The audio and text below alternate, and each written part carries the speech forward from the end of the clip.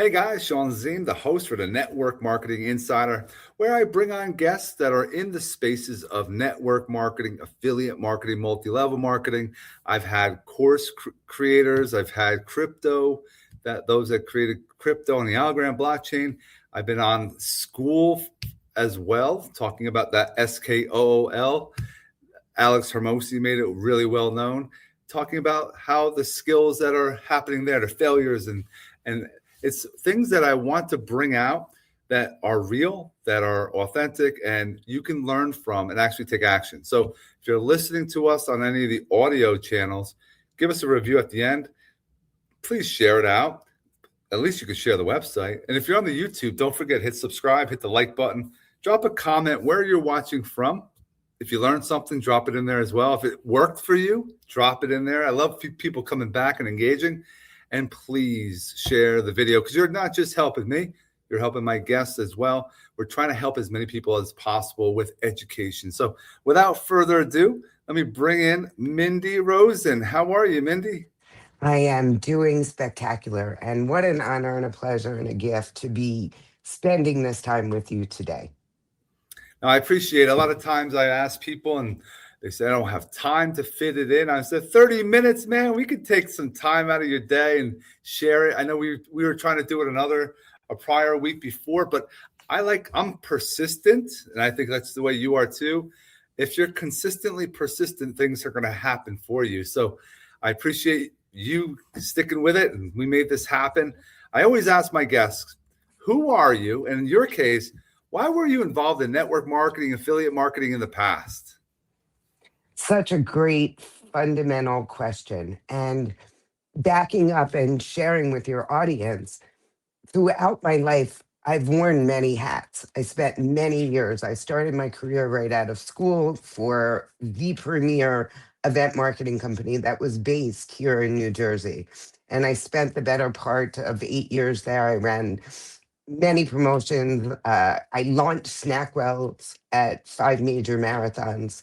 And then it became a turning point. And from that place, the owner was selling the company.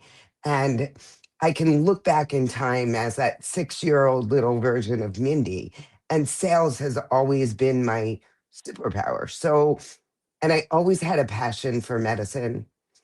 So it was a natural transition to look at the medical space. And I interviewed with 2 companies, one being Pfizer and then one being a very small biotech company. And I'll never forget the interviewing process. And with Pfizer, my number was 41205. And then, here we have a small little biotech company. And at that point in time in my life, I didn't want to be just a number. So I was offered both positions and I chose to go with the smaller biotech company, which led to a very prosperous career for the better part of 17 years, where I maintained top 1% with the exception of going out on maternity leave twice with both of my boys. And after returning, I had taken a year and 3 months off with my second. I really came to the realization that medicine was shifting, it was changing. Something called pharma guidelines got put into place and it really took the joy away. So at that point, it was time to pivot, and I decided I'm going to step away. And I had built a multi-million-dollar reoccurring monthly revenue in my territory. And, you talk about why do people get involved in network marketing or affiliate marketing. I had stepped away, and then, 6 months into it, I realized, like, what did I do? And my segue into the network marketing industry was I saw a soccer dad on Facebook, and he was walking across the stage. And I sent him a message. I'm like, Vinny, what are you doing? The next thing I knew, Sean, he came over to my house. I had never been exposed to network marketing or affiliate marketing being in the corporate world. And he mixed my husband and I up a shake. And that was my segue into network marketing with a company called by Salas. Mm-hmm. And I spent, almost 7 years. I built to the top of 4 different network marketing companies. And when you talk about being persistent and tenacious, that is definitely a skill and an attribute I brought into each of the teams that I had built. Yet, from that place, it's such a gift to be able to instill or bring those qualities out in those that you are working with in your organization. That's so true. As far as the qualities, a lot of people, Mindee, they say, "Oh, I'm not into selling. I'm not into sales." How do we help those that it's selling yourself? It's not selling the product or service that you're working with. People buy from you. It doesn't matter what company you're with, and we know all the shiny objects out there. People jump from different companies to companies, and they think it's the company's problem. It's really them. They have to look in the mirror. But what about, oh, I don't like selling? I share with people, you should be sharing what you're doing, right? Yeah. And to me, it's all about sharing. It's about being a beneficial presence and bringing all of you to whatever you're offering. It's not about selling, it's about being of service. And when you can be of service to others, it's going to come back to you in abundance. Yeah, when you leverage other human beings and you can teach them what to do. A lot of people think they get into a company, oh, it's and this is still going on. Just share your link, share a couple of images, spam people, go into the DM. That's not the way to go. And I've been trying to reverse engineer what the right way of doing it is. And I go by the connection machine. I'm always about listening, finding out what I can do to help someone. It might be something that I can give you, a product or service that's in my arsenal. There's times when I'm listening, it's not anything to do with me. And I might recommend someone else. And people are like, wait, what? I'm like, yes, I'm about helping. So if I could help someone connect with one of my network, that's why it's called network marketing, it will come back. Because that person I just referred, they're gonna be like, I gotta get Sean back. I got a little up on that person. They owe me, but not real. I'm just all about helping. That's the mentality that most people have to go into, and not just sharing those links. Yeah, it's so not about just, spamming, you know, 100 people a day in your DMs. It is truly about building connection, about building rapport, about building that know, like, and trust factor with the person that's on the other end of that DM. Taking time to learn, to listen, see what you can do to help them.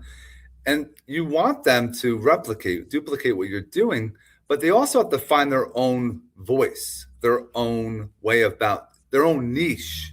So, have you been using Chat GPT or Gemini or any AI right now to help you in your endeavors today?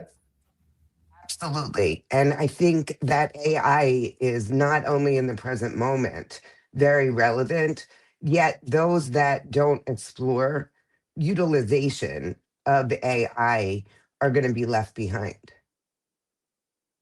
And it's not, I use ChatGPT. I really like Grok. There's a couple different platforms. Yet it's not about just putting the information in and then copying exactly. It's to put an idea in, to write it, and then to refine it. Yet it's about putting your own voice, your own tonality, your own reflection to what's being reflected back to you through whatever type of chat you're utilizing. Yeah, it gives you those ideas. It gives you some strategy. It can help you if you want to do video and you're not sure about some hooks. It'll give you like, I need 30 days worth of hooks for this topic, and boom, you'll have it. And now it's up to the person to record. And that's another thing. People have a fear of getting in front of a camera to talk, to educate, to give value. But if it was easy to do, though, everyone would be doing it. So if you get outside your comfort zone, you'll see change is happening, growth happening inside you, but also other people noticing, like, wait a minute, what the heck's Sean doing? And that's what people were saying when I started back in 2018 with video. They're like, what are you doing? And I'm like, I'm providing value. I'm not doing what everyone else is doing. I'm doing something different and opposite of the way of the flow of traffic. And that's what you have to do. But it's people get scared. They get, what happens if it doesn't work?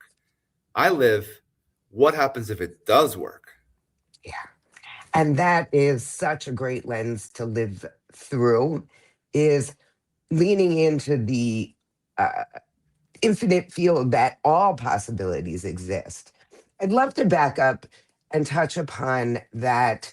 When you're building, whether it be in network marketing or affiliate marketing, it's about branding you and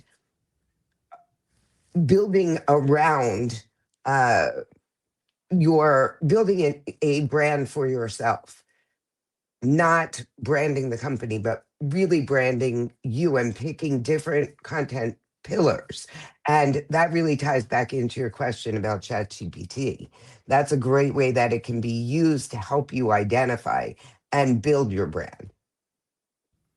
It's like your own little assistant you can talk to. Be like, I would like to find my niche, and it'll ask you questions, and do you answer the questions? And it'll have a going back and forth type of thing, and then all of a sudden, it'll get to the point. It's like, this is it. This is your niche. This is where you should be focusing on your brand.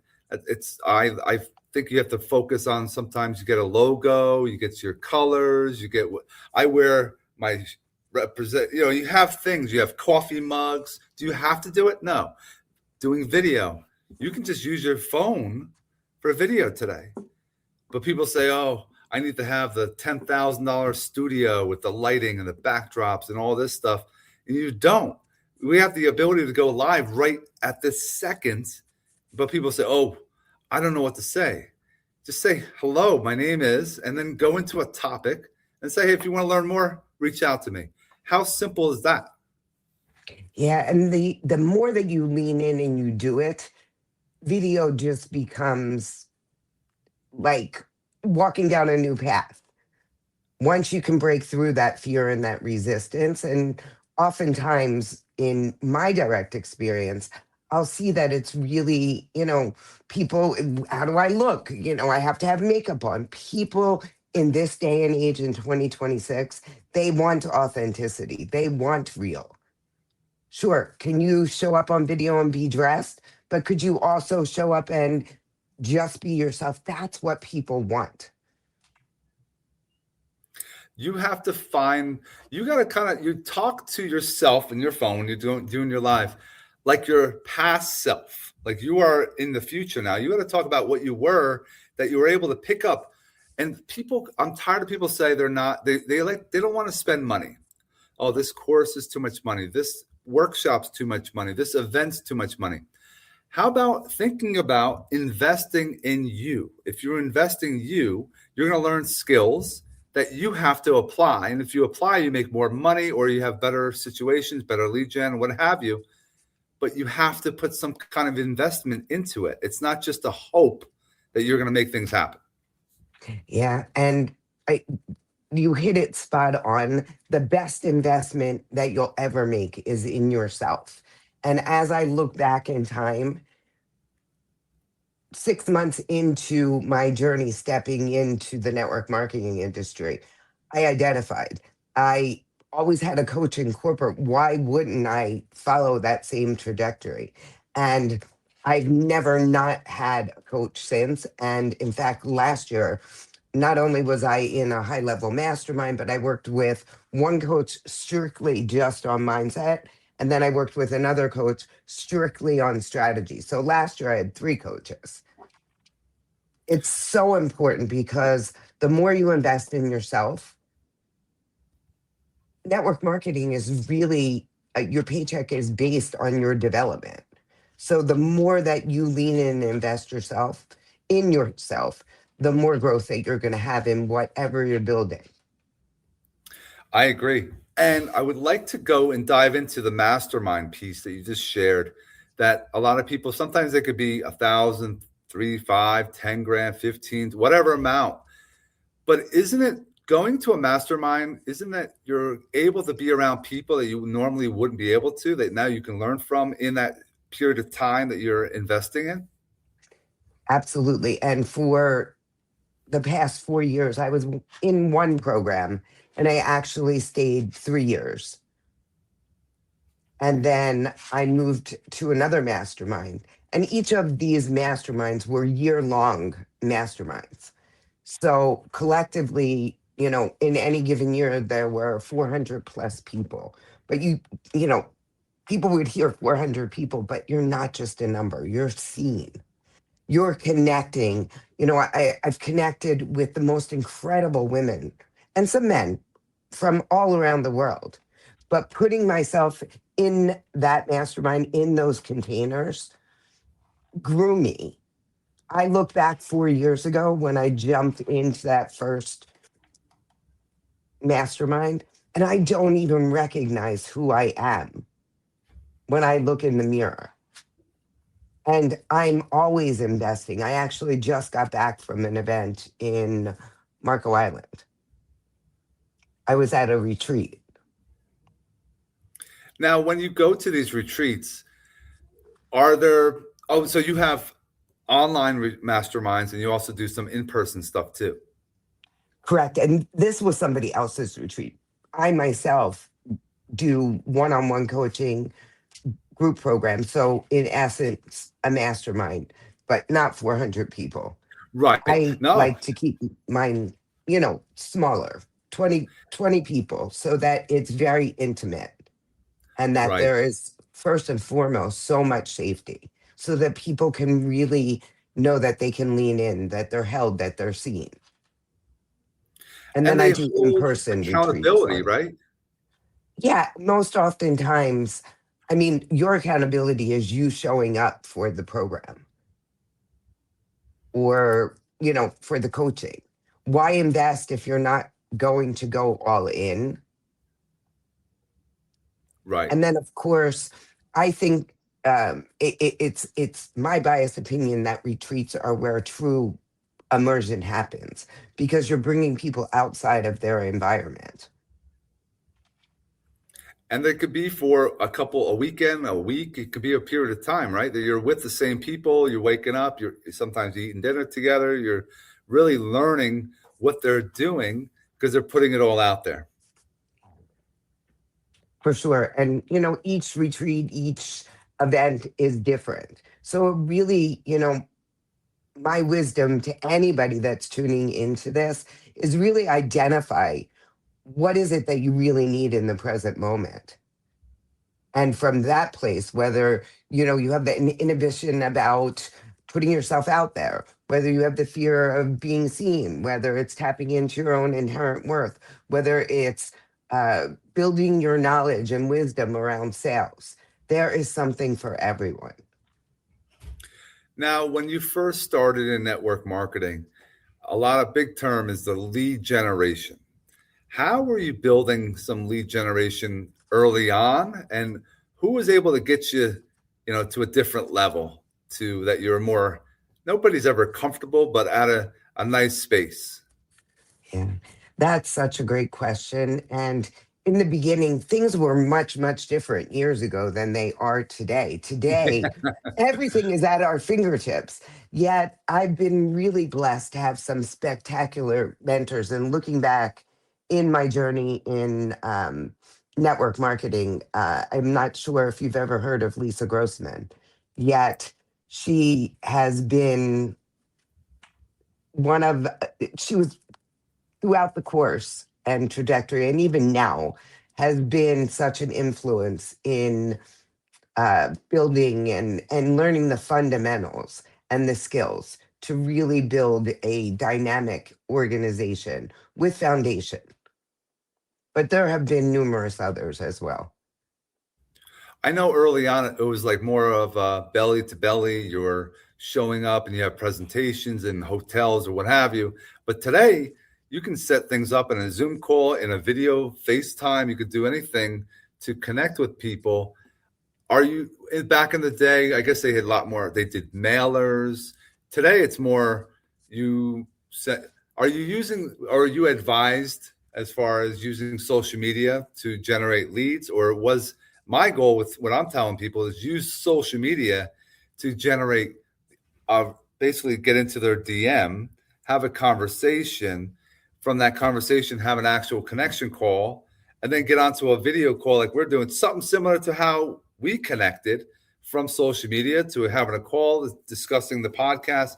It's something similar that everyone should follow instead of just hoping things happen. You actually have to do some kind of work. It's networking. So I think getting on a call, talking to them, seeing them on a call, seeing them on a StreamYard, you get to connect more, find out if they're what their pain points are, and maybe the product or service that you're involved in will help them. Correct. And I couldn't agree more.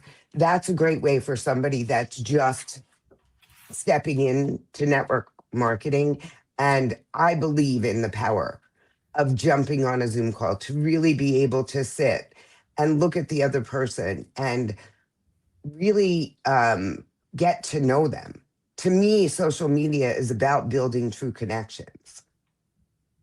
And just as you shared in the beginning when we hit, when we went live, is that it's truly about that is the starting point. But yet, what we're doing here is how true magic happens.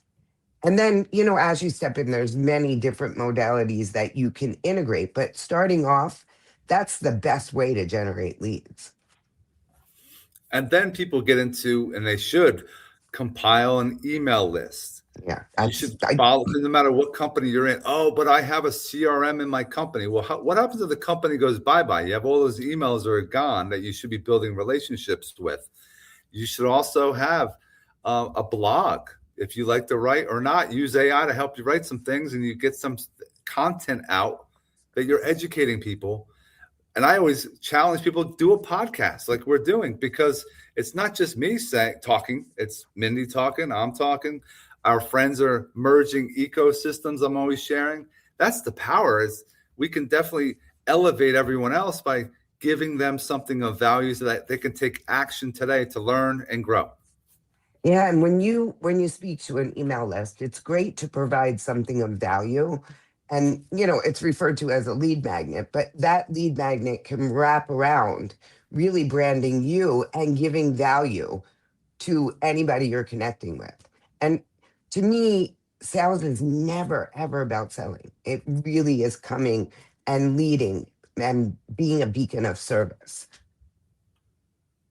But yeah, definitely with your brand, if we circle back, your brand is everything. It's what they're going to come back for. They're going to tell, and come up with like a little catchy phrase. Like I always say, I'm the connection machine. And when I'm in my insurance mode, I'm the connection machine, AKA the insurance doctor. People are like, wait, what? You're a doctor? I'm like, no, I conduct second opinions, insurance reviews. And that's what I kind of share in that space that I'm involved in. But network marketing, same thing. You can come up with something that will be catchy that people remember, and then they'll share it with their friend, their coworker, their family. And that's how you can generate quick leads too, because you're training your community about what you're doing. Yeah, and to that point, what you select now isn't forever. As you Right. grow, as you evolve, you can shift and you can change. So, what I would share to evolve that even more is don't overthink it. I find so often that people will sit in inaction and sit behind instead of actually taking a line to action that's going to help you to calling your dreams, your goals, your desires. Yes. And then going and piggybacking as far as mindset. Mindset is everything. If you are not positive, you wake up in the morning and you're miserable and life sucks and you're pessimistic and you're going to have a horrible day. But if you wake up and you're positive, and then you get into a good train of thought, and then you have that call that doesn't go anywhere, how do we help people with rejection? That comes up a lot. And I think I tell people all the time, no matter, even young kids, get into network marketing, have that rejection, have those no's, because it builds you. You have to learn from that. Life is not easy. And rejection is never about you. It could be timing in the person that you're connecting with. And no is not no forever. No is in, you know, the present moment, but things can shift and change. Yet from that place, it's really about leaning inwards to know that that no is no reflection on the value that you're bringing to the world. And don't allow that no to stop you. In fact, allow that to empower you to step in and reach out to a handful of other individuals. I agree. It's something that you have to build upon. You're going to have those days. You're going to, like Mindee was saying, it's not personal. It's not, you got to let it go. Like just move on and think about it. I always say this too. You're getting that much closer to a yes. The more no's that you get, it's okay because everyone's going through it. Or you have to follow up in the future with the same people that say no because it's a no right now, not right now. So they need more information. They want to, maybe you just got into a new company. That's another thing. People are, oh, it's so new. You're new into it.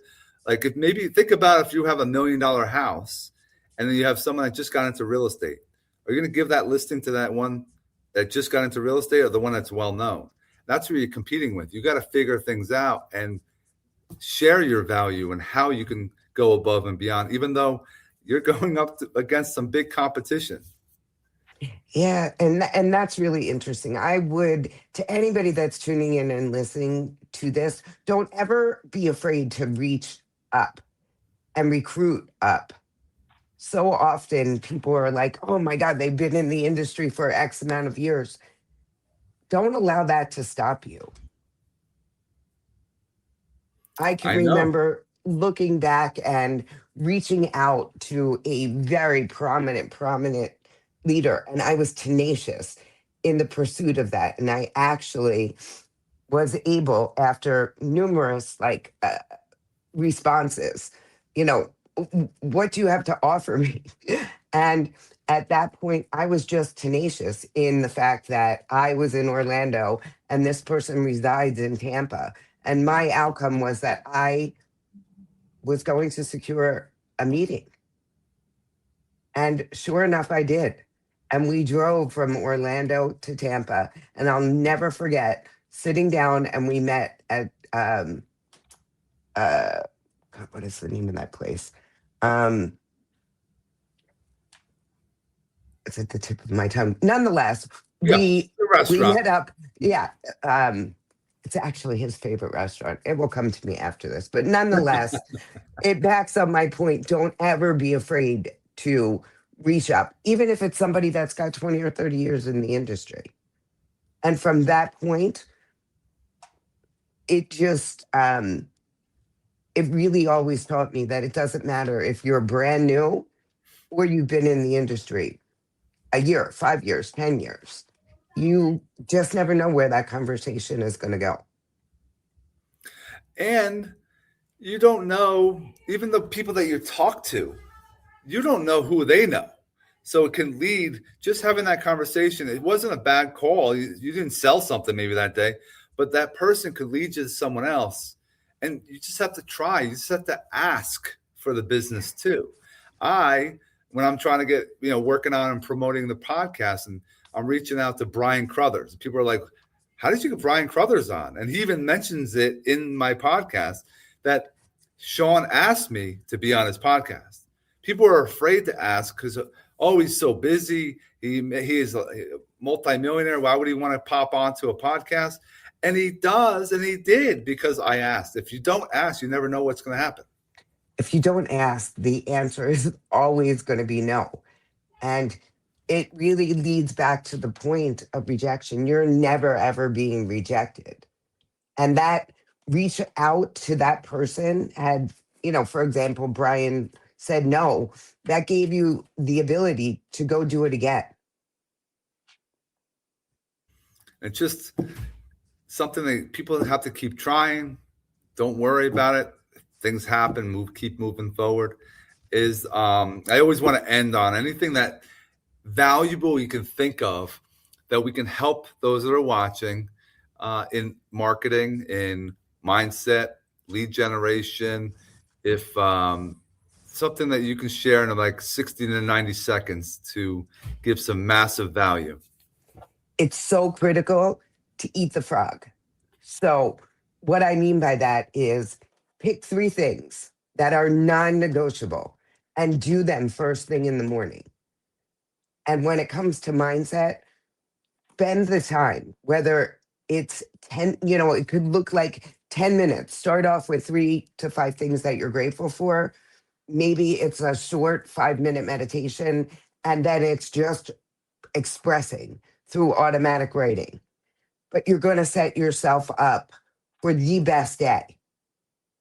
If you go and you repeat the same things over and over again, that's not growth. But allowing yourself the opportunity to take that space and the time in the morning to really go and approach your day with the right mindset is key. And that's what I would surmise in 60 to 90 seconds. That's what I'm talking about. Is people don't realize, like when we do video, we have to have a reason why people come into this. And that's why I want people, if you're watching podcasts or videos, watch the entire thing. Don't just, oh, I don't have a lot of time. If you got 30 minutes, you can watch this episode. But if you didn't stay to the end, you didn't get a massive nugget right there that you can utilize every single day. So, Mindee, what an awesome opportunity that we were able to collaborate. I appreciate you. I thank you so much for being with us today. And you'll definitely see her in the future. I'll have her on again, maybe with another friend that we can continue the conversation and learn more. But Mindee, stick around for one moment. Everyone else, make sure you hit that subscribe button, drop a comment, share this video, and go to the description and have a connection call with Mindee, because I know that she is a wealth of knowledge and you might be interested in what she's doing. So thanks again, Mindee, and everyone else. Have an awesome rest of your day.